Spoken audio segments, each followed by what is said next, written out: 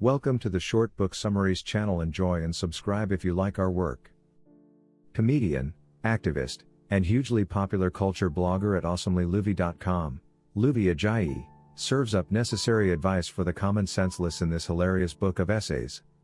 This truth ride of a book gives us everything from hilarious lectures on the bad behavior all around us to the razor-sharp essays on media and culture. Shonda Rhimes, New York Times best-selling author of Year of Yes and executive producer of Scandal and Grey's Anatomy. I don't know how Luvvie Ajayi got so smart so young about so many things, from feminism to social media, from the pervasiveness of rape culture to the excellence of Red Lobster's Cheddar Bay biscuits.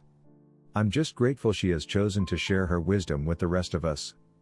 Jennifer Weiner, #1 New York Times best-selling author of Best Friends Forever. You will love Luvvie Ajayi's I'm Judging You, and you will argue with it, laugh hysterically at it, shout all hell yes at it, and carry parts of it in your heart to dissect or inspire. Perfect for starting important and meaty discussions about all of the topics your mama told you never to bring up at polite dinner parties. Jenny Lawson, New York Times best-selling author of Furiously Happy.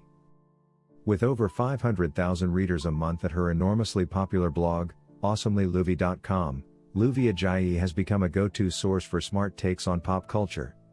I'm Judging You is her debut book of humorous essays that dissects our cultural obsessions and calls out bad behavior in our increasingly digital, connected lives, from the importance of the newest Shonda Rhimes television drama to serious discussions of race and media representation to what to do about your fool cousin sharing casket pictures from grandma's wake on Facebook.